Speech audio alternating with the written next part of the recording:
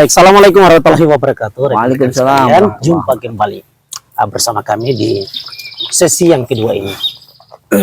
Bila pertama tadi kita sudah sedikit panjang lebar, walaupun belum secara utuh kita sampaikan ya, masih ada pertanyaan-pertanyaan yang patut digali dan patut untuk kemudian diungkapkan biar menjadi konsumsi publik sebetulnya. Betul. Nah, jadi ini masih tetap menyoal soal masalah Gestapo, Ustaz. Jadi barangkali Dayat ini ada pertanyaan, Dayat? Ada, ya. Assalamualaikum Ustaz. Assalamualaikum warahmatullahi wabarakatuh. Intinya saja. Jadi salah satu perwira yang selamat namanya Abdul Haris Nasution. Nah, kenapa bukan dia yang mengambil ahli? Padahal pangkatnya lebih tinggi dari Pak Harto. Kenapa Pak Harto yang mengambil ahli seperti itu? Terima kasih, Ustaz. Ya, betul. Di waktu itu kita tahu bahwa Soekarno itu sudah tidak seirama dengan Nasution dan juga sedikit bersitegang dengan Ahmad Yani. Nah, Nasution atau Abdul Haris Nasution itu sudah terlebih dahulu, bahasa kita adalah sudah dikerdilkan ya, sudah dijinakan oleh Soekarno, sudah diasingkan secara struktural betul, gitu. Jadi dia sudah diasingkan dari kesatuannya. Dia diberikan jabatan oleh Soekarno sebagai Menteri Pertahanan. Nah, otomatis sudah masuk di jajaran kementerian, Dibirokrasikan gitu ya. Dibirokrasikan, sehingga dia tidak punya teritorial khususnya di prajurit TNI. Dan tidak punya kewenangan ya. Tidak punya kewenangan, tidak punya pasukan, tidak punya garis komando khusus di TNI, sehingga tidak mungkin Abdul Haris Nasution mengambil alih secara struktural, mengambil alih komando di tubuh TNI pusat waktu itu. Jadi sudah tidak mungkin ya. Cuma Abdul Haris Nasution menjadi korban, bagian dari korban atau bagian dari list daftar jenderal yang harus dibunuh atau mungkin diculik seperti itu. Jadi logis lah kalau kemudian Abdul Haris Nasution hanya menyelamatkan dirinya.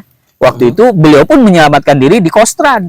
Jadi ketika lolos dari pembunuhan di rumahnya, dia dalam keadaan pincang itu, dia masuk ke kesatuan Kostrad dan di bawah pengamanan Soeharto waktu itu.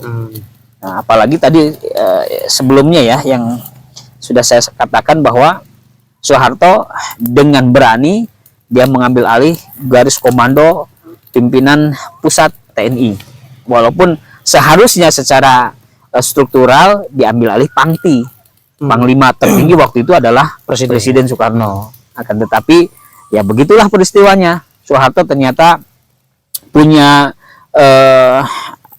plan lain ya, atau punya manuver lain bahwa inilah saatnya bagi saya untuk show force.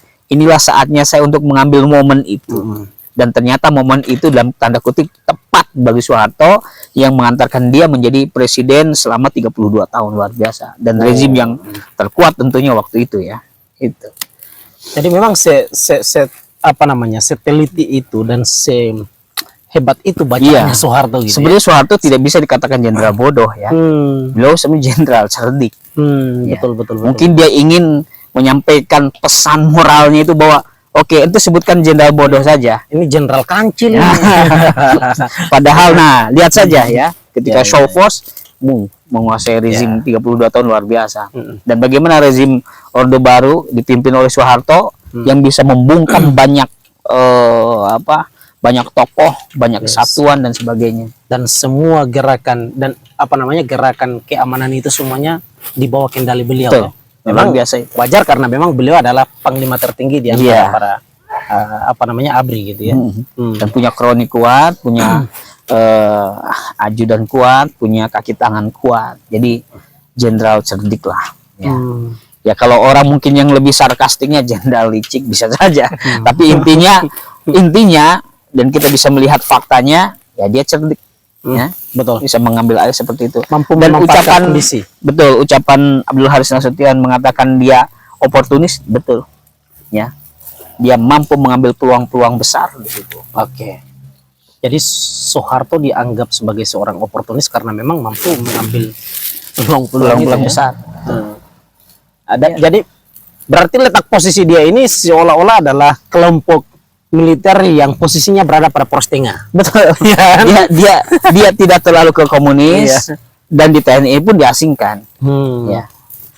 Tapi dia kenal dengan tokoh-tokoh komunis dan dia kenal dengan para perwira yang menjadi komunis waktu itu. Ya, di tubuh TNI. Dan Soeharto tahu betul siapa yang komunis tahu di tubuh TNI. Sebenarnya. Jadi TNI itu juga disusupi oleh Jelas. komunis gitu. Betul. Khususnya TNI AD. TNI AD, TNI AU itu disusupi oleh komunis masuk di situ. Jadi anggotanya banyak di sana. Banyak. Memiliki Simpatisan juga banyak. memiliki posisi strategis Betul. juga ya. Termasuk Cakrawirawa kan. Cakrawirawa pun banyak yang kemudian terlibat di dalam gerakan komunis itu, termasuk Untung, termasuk Latif, termasuk Suparjo. Nah, Soeharto tahu betul itu. Bahkan Untung, Latif itu pernah menjadi bawahannya Soeharto. Jadi Soeharto tahu betul dia komunis tahu betul. Hanya dia tidak bisa berbuat banyak kecuali menunggu momen itu. Dan itu momennya sangat bagus lah. Soeharto ya. Soeharto. Jenderal cerdik lah ya. Bahkan disebut smiling general ya. Oh iya. Tapi mematikan ya. Mematikan. Ada lagi, Det? Mas Chef ada? Iya, Pak. Kan Soeharto itu kan bertepatan dengan anaknya yang sakit tuh, Pak. Itu Oh iya. iya, itu bagaimana tuh Pak dia tuh, Pak, menghandle situasi itu, Pak? Nah, itu kan ada beberapa versi ya. Bahwa itu terjadi di 30 September ya. Iya. Jadi di hari atau di tanggal 30 September Tommy Soeharto itu dia terkena sup panas ya. Sehingga dibawa ke Gatot Subroto, rumah sakit Gatot Subroto. Otomatis Soeharto pun standby di sana. Nah, menurut Latif ketika dia disidang di Mahmilub itu bahwa Kolonel Latif itu dia menyampaikan berita kepada Soeharto yang sedang menunggu anaknya bahwa akan terjadi akan terjadi gerakan penangkapan atau gerakan penculikan terhadap Dewan Jenderal itu. Akan tetapi kata Latif, Soeharto diam saja. Di sisi lain, Soeharto berapa kali diwawancara, ya, termasuk juga ketika beliau sudah turun, ya, ketika beliau sudah tidak lagi jadi presiden, karena kan waktu itu juga dia diburu ya, apakah keterlibatannya dia ada atau tidak. Beliau dengan tertawa, tidak ada katanya. Latif tidak pernah ngobrol begitu kepada saya. Latif tidak pernah menyampaikan akan ada berita besar itu, akan ada berita atau gerakan penculikan. Justru katanya bahwa Latif ingin membunuh saya waktu itu. Jadi ada dua versi itu. Mana yang benar wallahu alam ya kan. Yang jelas Latif pun di Mahmilub dia sudah sampaikan ya pledoinya dia, aksepsinya dia bahwa saya juga sampaikan kepada Jenderal Soeharto tentang gerakan itu, rencana gerakan penculikan itu. Tapi Soeharto juga di sisi lain dia juga menolak bahwa tidak pernah begitu. Ya. Wallahu alam apakah seperti itu atau tidak. Tapi saya yakin kalau menurut pendapat saya bisa saja waktu itu Latif memang sampaikan itu berita itu. Kenapa? Karena secara logika kita Latif itu ada pernah jadi bawahan Soeharto, dan Soeharto pun waktu itu adalah termasuk panglima, termasuk perwira tinggi loh. Yang perwira tinggi itu pasti dia akan sampaikan berita dari bawah.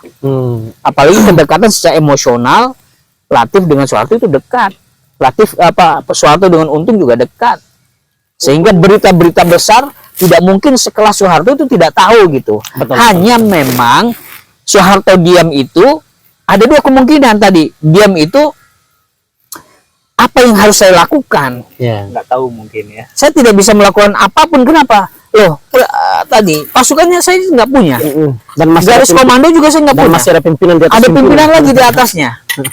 Sehingga saya tidak bisa melakukan apapun dengan gerakan ini. Saya mau ngapain gitu. Yeah. Dengan gerakan itu saya tidak punya kekuatan untuk menghadang gerakan tersebut. Ini yang pertama. Yang kedua, justru berpikir yang lain. Momen, justru ini momen. Kalau semua panglima atau perwira tinggi ini terbunuh, otomatis saya punya peluang untuk masuk di sana, ya punya chance, punya kesempatan untuk naik. Jadi dibiarkan masalah ini membluap dulu, setelahnya baru Setelah itu saya kemudian masuk. Sengaja ya Pak. Nah, kemungkinan bisa begitu, sehingga posisi diamnya dia itu adalah posisi ketika dia berpikir apa yang dia harus lakukan. Karena menurut Profesor Salim Said, ketika ada berita, nah kalau Salim Said kemungkinan dia percaya dengan berita bahwa Latif itu sebenarnya ngasih tahu. Hanya Soeharto tidak bisa berbuat banyak tadi dengan alasan dua itu. Ya. Bahwa menurut beliau Soeharto justru setelah mendengar berita dari Latif, malamnya jam 12 dia pulang, dia cross check di Jakarta di posisi-posisi tempat strategis untuk melihat situasi. Itu jam 12 malam. Muter ya. Muter-muter dia, ya, untuk melihat situasi, melihat keadaan. Yang kedua mungkin sambil berpikir bahwa apa yang harus saya lakukan jika gerakan ini muncul, apa yang pertama harus saya lakukan. Makanya dia seolah-olah siap ketika terjadi itu. Coba sekelas para perwira tinggi dia tidak siap mengambil alih komando. Tapi Soeharto paginya dia siap mengambil alih komando, otomatis kan sudah berpikir dari semalam itu sudah dipikirkan kan, bahwa seperti apa dia mau narik Kopassus, mau narik apa. Jadi taktiknya semuanya sudah dipikirkan secara matang. Narik RPKAD maaf tuh ya. Dia sudah disampaikan, kayaknya sudah ada hal pilot project dia apa yang harus saya lakukan. Makanya dia langsung berani saya ambil alih komando. Jadi menurut saya ini lebih logik. Jadi Latif menyampaikan kepada Soeharto itu logik. Logik lah, karena pernah menjadi bawahan dan itu secara emosional dekat. Jadi gerakannya Pak Harto ini, Pak Harto mau ingin membuktikan bahwa diam itu betul emas. Iya, betul. Dan berharga itu emas. Betul. Tapi memang betul ya, dengan pergerakan yang dia lakukan dan kemudian dengan sikap yang dia ambil untuk kemudian mengambil kendali melawan dan memberantas tindakan komunis itu, artinya memang jelas bahwa dia sudah menyiapkannya secara matang di sana. Betul. Karena memang selayaknya Soeharto yang tidak punya basis, yang tidak punya anggota, ya kan masih ada pimpinan di atasnya. Betul. Kan tentu kalau dalam situasi terpuruk seperti itu, kan nggak mungkin dia langsung masang barang untuk mengambil kendali kan? Betul. Karena dia nggak tahu bagaimana caranya. Betul. Tapi karena memang jelas dia sudah pikirkan. Apalagi tadi dengan monitoring yang dilakukan gitu ya sepanjang malam itu, betul. Melihat situasi, betul. Jadi memang ini sikap yang diambil itu betul-betul berdasar pada satu bentuk bacaan yang sudah dilakukan oleh pribadinya gitu. Betul. Tapi apakah ini biar sebagai bentuk penegasan, Ustaz? Jelas ya, apakah kemudian ya untuk membantah soal masalah framing bahwa Soeharto juga merupakan bagian daripada dalang gitu ya, gerakan PKI terhadap beberapa jenderal, karena ini merupakan bagian daripada manuver politiknya Soeharto untuk mengambil kendali. Karena ini tidak segampang itu loh, cuman posisi sebagai pangkostrat ya, atau bisa mengambil satu kendali, mengambil satu kebijakan yang dimana itu di atas pimpinan yang paling atas gitu ya. Apalagi kemudian sampai harus berlawanan dengan seorang pimpinan negara sekalipun gitu ya, yang pengambil kendali dan mengontrol semua para anggota ABRI waktu itu. Katakanlah. Walaupun ada versi yang menyebutkan bahwa memang Soeharto dipersiapkan untuk menjadi orang yang akan naik gitu. Tapi posisi argumentasi ini dia apakah kemudian sifatnya kuat ataukah tidak? Ini masih ini yang gitu ya. Yang saya kurang setuju dengan pendapat ini ya. Kurang logisnya adalah ketika kenapa Soeharto yang harus dipersiapkan? Padahal banyak juga yang orang-orang yang selain Soeharto yang memang otaknya adalah otak neoliberal, pro Amerika, kebanyakan juga pro Amerika ya. Banyak jenderal-jenderal di Indonesia di waktu itu lulusannya aja lulusan Amerika banyak. Tapi barangkali yang mau ingin dicari adalah boneka kali. Nah itu artinya kenapa boneka itu sekelas Soeharto ya? Kenapa boneka itu langsung saja misalnya yang memang dia memiliki struktural komando yang tepat yang bisa digunakan sebagai boneka lebih dari Soeharto gitu. Itu yang kurang logik kalau menurut saya. Pilihan boneka Soeharto oleh dalang di belakangnya, entah siapapun dalang itu, kalau menurut saya itu kurang logik. Lebih logik bahwa tadi memang Soeharto mendapatkan momen itu. Tapi ada tidak kemudian indikasi bahwa ada kerja bersama yang itu adalah di bawah shadow ya, gerakan shadow? Nah, gerakan shadow-nya itulah yang kemudian dari dokumen Gilchrist itulah yang adalah hasil dari permainan CIA. Nah, itu sebenarnya yang dimaksud dalang di belakang itu adalah CIA, neokolim itu yang dimaksud oleh Soekarno adalah CIA. Memang CIA itulah yang pertama kemudian menggulirkan permasalahan tentang Dewan Jenderal dari dokumen Gilchrist. Itu ada yang dokumen Cekoslovakia juga palsu, kemudian diterjemahkan dalam hal yang dengan makna yang berbeda untuk Indonesia, Local Army Friend, kemudian diambil oleh Dr. Subandrio sebagai Menteri Luar Negeri dan juga sebagai Waperdam, yang kemudian menjadi informan terkuat kepada Soekarno. Jadi Soekarno juga mendapatkan bahwa ada Dewan Jenderal itu dari dokumen Gilchrist, itu dari Subandrio. Walaupun itu sudah dibantah oleh TNI waktu itu bahwa tidak ada Dewan Jenderal, tidak ada. Itu sudah dipanggil satu-satu. Tidak akan ada Dewan Jenderal. Cuma bahasa itu kemudian tetap digodok oleh PKI dan juga oleh CIA bahwa akan tetap terjadi itu.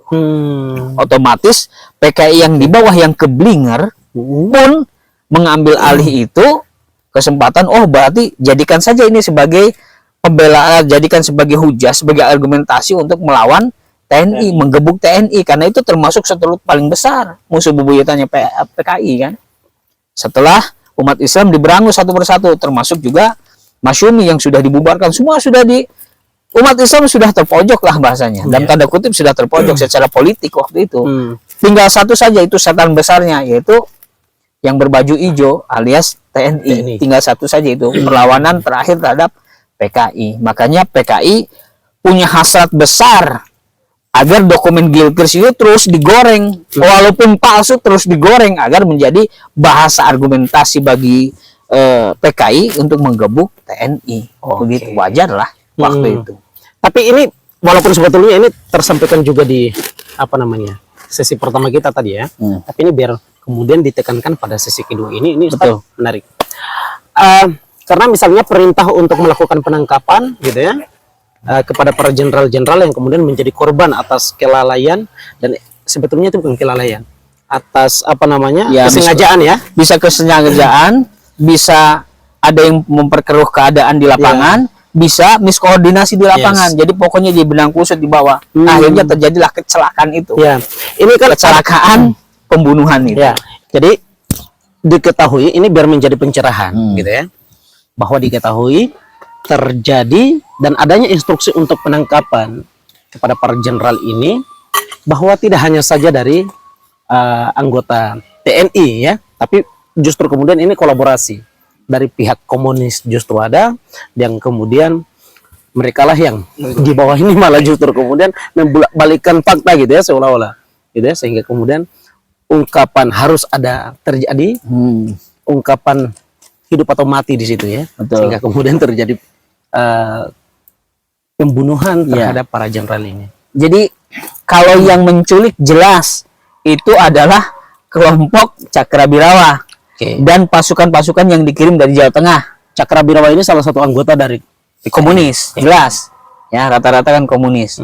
Kemudian ada juga yang tidak komunis sih, memang dia ke bawah di situ.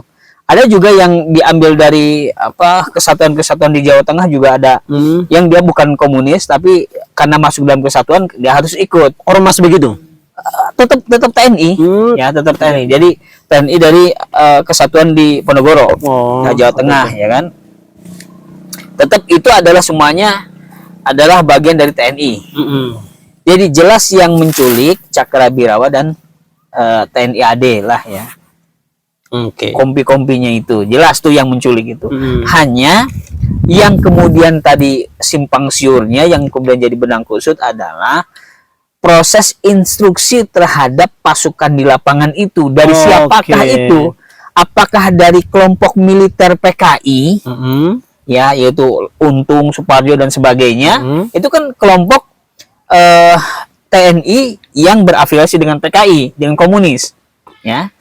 Apakah datang dari kelompok militer, apakah datang dari kelompok sipil, yaitu biro politiknya PKI, pimpinan Syam Kamaruzzaman, atau mungkin dari TNI atau yang lainnya. Nah, simpang siurnya ketika di bawah, hidup atau mati, diculiknya seperti apa, nah itu yang kemudian nggak jelas di bawah itu. Atau mungkin itu adalah kesalahpahaman para ketua OMPI, menerjemahkan di bawah bahwa hidup atau mati. Bisa saja begitu. Jadi kesalahan siapa sampai mati semuanya akhirnya kan cuci tangan. Ya kan? Ketika pas semua para jenderal mati, cuci tangan semuanya kabur. Ya kan? Untung kabur, Suparjo kabur, biro politiknya PKI juga tidak mau tahu, termasuk DNID juga bahwa merasa dia juga ditipu. Kita tidak paham tentang masalah gerakan itu kan, kata DNID dan sebagainya. Akhirnya ketika terjadi kecelakaan itu semuanya orang cuci tangan. Apakah tadi bisa saja kesalahannya adalah di ketua-ketua kompi yang menerjemahkan perintah itu salah? Oke. Ya kan? Jadi itulah yang benang kusut sampai hari ini. Tapi jelas faktanya semua terbunuh. Faktanya semua terbunuh. Faktanya yang ngambil Cakrabirawa dan kelompok TNI AD lain yang datang dari luar daerah Jakarta, gitu. Beda antara instruksi dengan fakta di lapangan. Itu yang sampai hari ini yang simpang siurnya sangat besar. Jadi sampai sejauh ini belum ditemukan siapa yang menjadi dalang utama. Ya persepsi, persepsi sejarawan itu berbeda-beda. Ya, ada yang lebih ke itu adalah memang gerak manuver hebatnya CIA dan Neokolim, ada yang geraknya memang itu memang pure komunis sipil yang kemudian salah, atau mungkin tuh geraknya manuver militer pimpinan Untung dan sebagainya.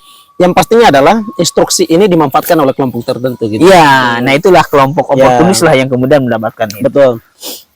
Tapi bukan Soeharto. Kan Soeharto juga masuk kelompok oportunis masalahnya nih.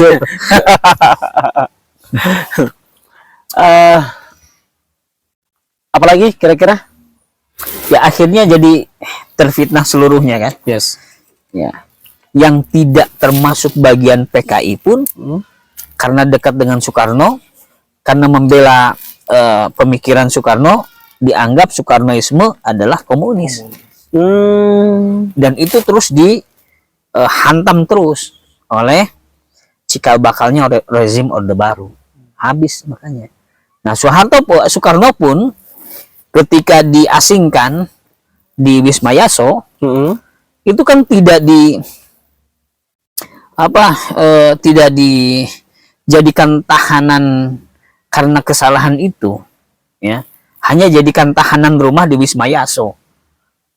Di sidang tidak, ya.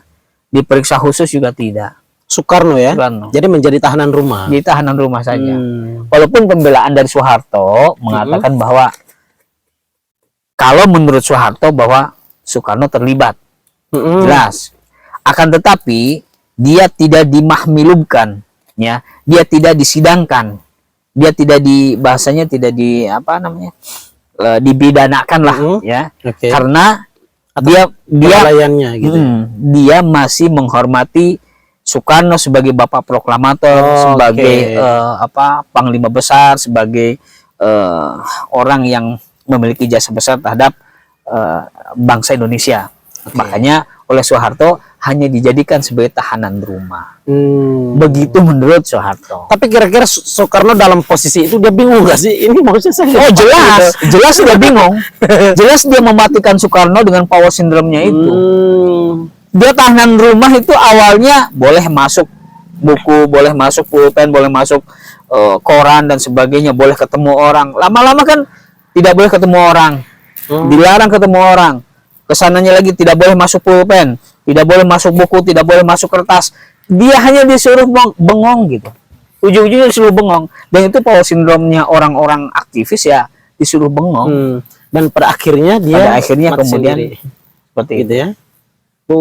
Bahkan keluarga Soekarno saja, ya, kalau mau menjenguk Soekarno di Wisma Yaso, dia harus minta izin kepada Soeharto full. Bahkan tidak langsung ke Soeharto-nya, lebih kepada pendekatan emosional, yaitu ke Ibu Tinnya agar diizinkan, baru bisa bertemu dengan Soekarno di situ. Hanya di akhir hayatnya saja Soekarno boleh ditemui sama Bung Hatta waktu itu ya, yang sudah sakarat ya. Kemudian mereka dua proklamator itu ketemu, itu udah dalam keadaan nangis dua-duanya itu. Dan Soekarno sudah dalam keadaan sekarat begitu. Ya itulah sejarah. Dan itulah perjuangan para Betul. pejuang kita gitu ya. Betul. Walaupun kemudian dihiasi dengan berbagai macam dinamika gitu ya. Ada dinamika yang agak sedikit sehat dan ada yang kemudian tidak sehat. Dan Betul. kita meyakini bahwa yang tidak sehat ini dimanfaatkan oleh kelompok tertentu gitu ya. Nah, Waktu itu ada pertanyaan orang begini. Kenapa Soekarno tidak melawan? ya. Soeharto itu, saya ulang, cerdas. Oke. Bapak cerdas Indonesia. Oke. BCI. Beliau cerdas sebenarnya. Itu jenderal cerdas itu. Oke. Dia tahu Soekarno itu justru punya grassroots yang kuat, punya Oke. kaki tangan yang kuat dan punya pasukan kuat dia. Sekali ngomong orang semuanya Iya, betul. Maka itu harus dimatikan. Pertama yang dia matikan adalah PKI. Betul. Karena PKI itu ada jadi kaki tangan, termasuk sponsor besarnya Soekarno. Nah, ketika kemudian ini gerakan 30 September PKI, matilah itu. Pertama ada unsur kekuatan Soekarno dihabiskan di situ. Pertama. Yang kedua, seluruh yang Soekarnoisme semuanya diberantas. Ya. Oleh Oleh Soeharto. Soeharto. Oke. Terus yang terakhir ada kekuatan militer yang masih lihat, kekuatan militer yang masih mendukung Soekarno. Apa? AU. Matikan AU. Maka Umar Dhani sebagai Pangau, Panglima Angkatan Udara, itu dipenjarakan. Dikeluarkan. Umar Dhani terlibat di dalam PKI. Padahal kagak, dia bukan orang PKI. Dimatikan karena Umar Dhani itu Soekarnoisme. Paham Soekarno ya. Paham Soekarno. Dihabis itu. Agar Angkatan Udara jangan ribut. Jangan macam-macam. Jangan ikut-ikut. Tinggal satu marinir. Jenderal Hartono waktu itu sampaikan dia, kami tinggal menunggu instruksi presiden. Kata Soekarno putih, kami putih. Kata Soekarno merah, kami merah. Dari situ dia selamat. Atau kan? Jenderal Hartono terus meminta instruksi itu dari Soekarno, tapi tidak ada satupun instruksi turun kepada gitu. Jenderal Hartono. Itu pertama. Dia tahu. Dia tahu. Tahu. Ternyata ucapan itu Soeharto tahu. Ucapan Jenderal Hartono dari marinir yang mengatakan kami hanya tinggal menunggu Soekarno. Kata Soekarno putih, kami putih, merah, kami merah. Artinya dia siap untuk melawan, menggempur siapapun itu. Ternyata Soeharto kemudian mengirim salah satu jenderalnya ya untuk melobi marinir. Jangan ikut campur masalah ini. Tapi kalau tetap ikut campur ini, kami akan gempur juga. Pakai apa? Pakai RPKAD. Soeharto siap untuk perang saudara. Masalahnya. Akhirnya marinir mundur. Dan beberapa kesatuan yang di Jawa Tengah, Jawa Timur juga mundur. Akhirnya diam. Kenapa mereka diam? Satu tadi adalah ada move dari Soeharto. Yang kedua, tidak ada perintah dari Soekarno. Dua, jadi melemahkan mereka dua. Dari Soeharto sudah ada move mau perang saudara. Yang kedua, tidak ada perintah dari Soekarno. Akhirnya Jenderal Hartono ini, Soeharto sudah tahu ketika pas masuk ke di rezim Orde Baru, dia jadikan dubes. Saya lupa dubes di mana. Kalau nggak salah Eropa atau saya lupa ya. Jadikan dubes, disuruh pulang, habis itu dia mati misterius. Mati misterius dan belum terungkap. Tidak terungkap kematiannya di mana dan hilang culik. Begitu. Pasti dijawab Begini. Tadi Jenderal Jadi diperpanjang yang ini. siapa namanya? Jenderal Hartono. Jenderal Hartono dari marinir ini. Jadi yang menunggu perintah Betul. Bung Karno turun, Betul, untuk yang bisa tidak pernah turun. Ya, tapi tidak pernah turun karena dibatasi Bung Karnonya dirumahkan. Betul. Dan tidak ada- Soekarno juga tidak tidak diberi mau akses. tidak mau terjadinya perang saudara. Oke. Soekarno tidak mau terjadi perang saudara, padahal pasukan yang masih membela Soekarno siap mendapatkan perintah Soekarno. Akhirnya tidak turun perintah Di sisi lain Soeharto menekan secara psikologis mereka siap perang saudara. RPKAD sudah siap menggempur jika tetap pasukan Marinir dan pasukan lain tetap membela Soekarno. Nah, otomatis kan blunder di situ. Ya dilema semua gitu Dilema ya. semua. Akhirnya kan Hartono nasibnya luar biasa. Jadi habis di zaman rezim Orde Baru. Tapi memang pembuangannya itu dengan cara didubes ya, Pak? Iya, dubes dulu. Kan kalau sudah dubes kan gak jadi apa-apa. Artinya kalau dubes itu sudah tidak punya kekuatan secara politik, itu hanya di bawah presiden saja. Mau kata presiden A, B, C, putih, hitam, selesai. Keluar, masuk. Dan tidak boleh berpolitik. Iya, betul. Artinya menjalankan tugas sebagai dubes. Betul. Artinya dia sudah tidak menjadi apa-apa. Iya. Dia hanya menjadi representasi dari suatu negara, utusan dari suatu negara. Itu saja. Iya. Secara administrasi hanya mengikuti aturan-aturan prosedural dari satu. Apalagi ini seorang keamanan gitu ya, yang berasal dari berlatar belakang sebagai seorang TNI, anggota, gitu betul. Ya. Harusnya dia karirnya di militer kan. Dan dia bukan politisi, jadi memang tidak bisa berpolitik. Betul. Sehingga habislah di situ. Ya, dia hanya didoktrin dengan taatlah kepada bagaimana perintah atasan. Dalam hal ini adalah presiden. Seperti itu, Ustaz. Atau sebagai penutup barangkali biar disampaikan. Ya. Jadi sangat menarik kalau kita terus menggali seluruh referensi terkait dengan peristiwa September, peristiwa gerakan komunis seperti ini, dan ini sangat menarik ya. Jangan lelah untuk terus mencari data-data yang benar atau data-data kebenaran terkait dengan peristiwa G30 SPKI khususnya, dan juga komunis secara umum, agar kita mendapatkan data, mendapatkan informasi, mendapatkan sejarah yang benar tanpa berhenti pada satu persepsi, pada satu pendapat. Ya, jadi kita lihat seluruh pendapat, kemudian kita analisis secara objektif. Nah, logika objektif kita harus masuk di dalam melihat peristiwa sangat besar yang sampai hari ini masih masih buram ya. Bahkan tadi saya bilang benang kusutnya itu luar biasa. Tapi bukan berarti kemudian kita tidak mau menelaah. Terus terus analisis sehingga kita bisa mendapatkan data-data akurat dan data-data yang secara empirik itu lebih mendekati kepada logika objektif dalam sejarah tersebut. Baik. Terima kasih banyak, Ustadz, untuk kesempatan yang kedua ini. Mas Syarif, ada lagi yang ditanyakan atau punya jawaban sendiri? Iya, mau nanya Pak. Jadi itu sebetulnya CIA itu kan untuk Ceko kan itu ya Pak ya, surat itu kan kemudian masuk ke Indonesia. Nah itu memang tujuannya apakah untuk menurunkan kestabilan di Indonesia atau bagaimana Pak? Iya, karena memang CIA ini sudah tidak cocok dengan atau Amerika ini sudah tidak cocok dengan Soekarno. Terlebih adalah kalau saya tarik sedikit saja, terlebih adalah tentang Freeport. Freeport. Amerika ini ke Indonesia bukan hanya politik yang menjadi tolak ukurnya, bukan, adalah ekonomi. Kalau jalur ekonominya diganggu di Indonesia, otomatis jalur politik masuk. Jalur politik dan jalur militer itulah yang akan menggebuk satu negara jika jalur ekonominya dihambat. Nah, Freeport ingin masuk ke Papua itu di zaman Soekarno, dan Soekarno itu menolak Freeport masuk di Indonesia selama hasil Freeportnya itu tidak untuk Indonesia. Soekarno meminta 20% masuk Freeport itu. Luar biasa, itu luar biasa.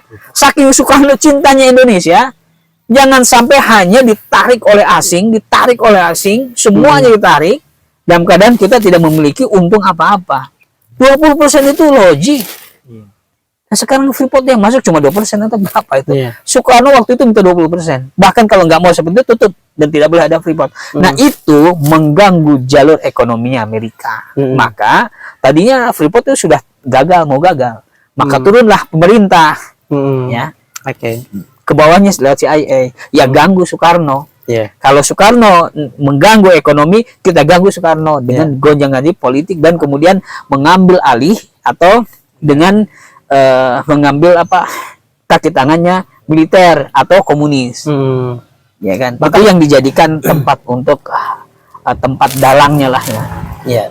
Bahkan kalau misalnya tadi itu misal kita menduga bahwa yang mendalangi gerakan Soeharto ini adalah CIA atau Saya percaya ada CIA masuk ya, di situ. atau Amerika, itu bisa kemudian ketika menggunakan perspektif Ihsanuddin Nursi itu dengan apa namanya buku karyanya yang Bangsa Terbelah. Oh Di ya, sana oke, kan oke, diceritakan betul. tentang bagaimana perjalanan upaya manuver Amerika dalam mengambil Freeport Nah, hari ini itu gitu ya. betul. Itu Mungkin kan, cocok lah iya, gitu lah. dengan kemudian posisi Soeharto di waktu itu di awal kekuasaannya itu lahirlah dan adanya Undang-Undang Nomor 1 Tahun 19 Untuk Freeport. ya, untuk Freeport itu. Itu untuk pengabanan itu. Dan Memang itu- jalur ekonomi diganggu. Dan menurutnya itu undang-undang ini tidak dibahas di Parlemen Indonesia. Ini kan menarik nih, ya kan, bahwa jadi di sini bisa kemudian dilihat bahwa siapa yang kemudian mendalangi itu. Iya. Bahwa Jadi percayalah CIA juga bagian dari dalam Iya, situ. Sehingga ada dokumen Gilchrist yang palsu aja bisa jadi booming sebagai bahasa untuk saling membunuh di situ.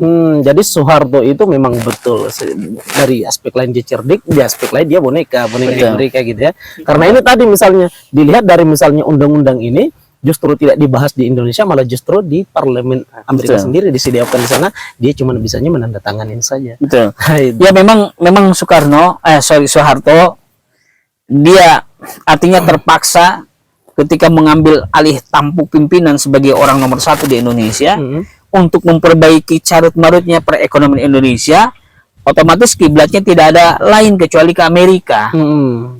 Ya, jadi dari situ, ya, dari dasar pemikiran itu bisa saja tadi Freeport yang memang menguntungkan Amerika dan juga selama itu adalah bisa menaikkan ekonomi atau bisa menaikkan suntikan atau surplus dari dari Amerika, ya tentunya kenapa tidak? Ya, baru dalam posisi itu Amerika dalam situasi dilema dan memang secara ekonominya terancam karena dia baru saja selesai ngangkat kaki dari Amerika. Betul. Mohon maaf, dari Argentina. Betul Kan Freeportnya kan jauh di sana kan. Betul, Sehingga kemudian yang bisa dilakukan oleh dia adalah di situ. penelitian dan dia menemukan di Papua, Betul. Indonesia. Nah, itu yang bisa menjadi dasar pemikiran Soeharto juga mau tidak mau harus berkiblat kepada Amerika untuk memperbaiki perekonomian Indonesia yang inflasi itu kalau tidak salah sampai 500% atau pokoknya carut marut itu ketika di tahun 65 itu. Karena Soekarno sudah tidak lagi fokus di ekonomi situ.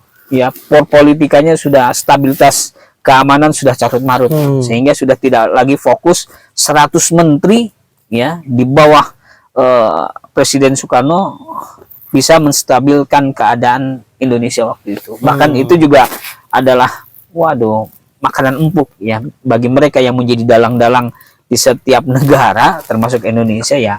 Apa susahnya bagi CIA? Artinya sekelas di negara-negara Eropa saja mereka bisa goyang dengan stabilitas politik dan sebagainya, apalagi negara Indonesia yang waktu itu ya negara berkembang lah ya, negara yang baru merdeka sehingga paling gampang untuk dijadikan makanan empuk untuk apalagi ditambah lagi dengan proses stabilisasi keamanan yang lebih tambah terganggu gitu ya. Betul. Misalnya tadi para jenderalnya kemudian dibunuh. Betul. Ini kan situasi ini kan situasinya makin genting. iya terpukul dan Betul. memang para anggota semuanya kan bingung nih. Betul. Karena yang bisa mereka lakukan adalah karena atas perintah Betul. pimpinan. Tapi kalau tidak ada pimpinan, siapa kan begitu. Betul. Maka terakhirnya adalah Soeharto yang masih ada di situ walaupun dia agak-agak ya dibilang tadi bodoh, jenderal bodoh ya disebutkan oleh Prof Said ya. Tapi ya dalam kondisi ini kita bisa kemudian melihat dia punya manuver politik yang bisa juga kemudian walaupun kemudian CIA yang kemudian mendalanginya gitu ya. Ya memang Soekarno juga dilema dia narik komunis untuk ditutup juga menjadi bagian pemikiran dia yang dia sudah pegang erat-erat dari tahun 26 ya tentang Nasakom itu. Apakah kemudian di tahun 65 kemudian dia cabut tentang Nasakom, dia menutup komunis, kan itu menghancurkan pemikiran besar. Dan menyangkut masalah integritas. Iya, gitu ya. menyangkut kewibawaan seorang tokoh besar yaitu Soekarno yang dia sudah sampaikan di dunia, sampaikan ke internasional ya tentang Nasakom itu, kemudian dia tutup sendiri di tahun 65. Ya. Itu sama halnya kayak sendiri ya. Iya. Dan ini menyangkut soal masalah itu juga kan, situasi yang kemudian terjadi ini yang datangnya Soeharto kan datang kan mau ingin meminta Soekarno untuk mencabut memberikan instruksi ya, iya betul, biar bahwa PKI itu demo nggak bisa gitu kan? Iya, Apa dia, kan? ya itu dia ya. Jadi terjadi blunder lah atau bahasanya dilema. Dilema, oke. Dilema bagi Soekarno. Kalau dia tutup komunis, berarti dia menghancurkan pemikirannya dia sendiri. Tentang Nasakom itu sendiri gitu ya. Tapi kalau tidak ditutup, umat Islam itu sudah bencinya luar biasa terhadap komunis. Kemudian militer juga sama, sudah anti komunis. Dua pasukan besar ini, dua kekuatan besar ini, kekuatan umat Islam dan kekuatan TNI yang menjadi tulang punggung Soekarno, meminta untuk segera dihapuskan, segera dibubarkan komunis. Jadi blunder ini, kalau dia menahan, dia sendiri pun hancur. Oke. Tapi kalau dia berikan, artinya kalau dia berikan, ya dia hancur juga wibawanya, namanya gitu, integritasnya Iya. gitu. Maka mungkin menurut dia pertengahannya adalah dengan cara super semar. Makanya dia mengontrol bahwa super semar itu bukan untuk memberangus komunis, bukan. Super semar diturunkan itu hanya untuk menjaga stabilitas keamanan yang sudah carut marut, diberikan kepada Jenderal Soeharto untuk mengamankan seluruh kondisi bangsa Indonesia waktu itu. Iya. Sebenarnya yang kedua, mengembalikan kewibawaan presiden, mengembalikan kepada wibawa dan pemahaman ajaran presiden, dan kemudian mengembalikan kepada seluruh keselamatan anggota keluarga presiden. Itu kemudian bahasa kita, Soeharto justru dengan dasar super semar, jadi ketua umum Kamtib itu, pertama dia ketika mendapatkan super semar, buang itu komunis. Di hari itu juga ada surat sebenarnya. Soekarno memberikan surat teguran terhadap Soeharto. Kenapa dibubarkan? Ya. Oh ada ya. Jadi Ada sebenarnya setelah 11 Maret itu ada surat teguran dari Soekarno. Kenapa harus seperti itu? Super Semar itu nggak begitu gitu.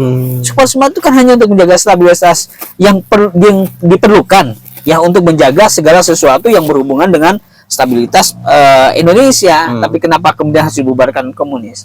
Tapi pintar Soeharto, nggak apa-apa gitu.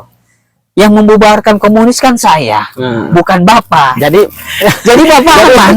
Jadi dari Bapak masih terjaga. Iya, yang terjaga. Wibawa Soekarno tetap terjaga. Yang membubarkan komunis itu saya sebagai Bapak. Itu sebenarnya Memang cerdik ya. jawaban Soeharto. Dan Soeharto mau nggak mau harus dibubarkan. Ya. Karena dia sedang menarik massa dan menarik pengaruh umat Islam yang juga sudah sangat anti terhadap Marah komunis. gitu ya. Marah sekali. Betul. Makanya dengan begitu Soeharto jelas dia memiliki keuntungan besar kalau memihak atau bergabung dengan umat Islam waktu itu. Oke. Daripada kemudian merapat ke Soekarno sudah lemah gitu. Iya. Jadi mendingan ke sana.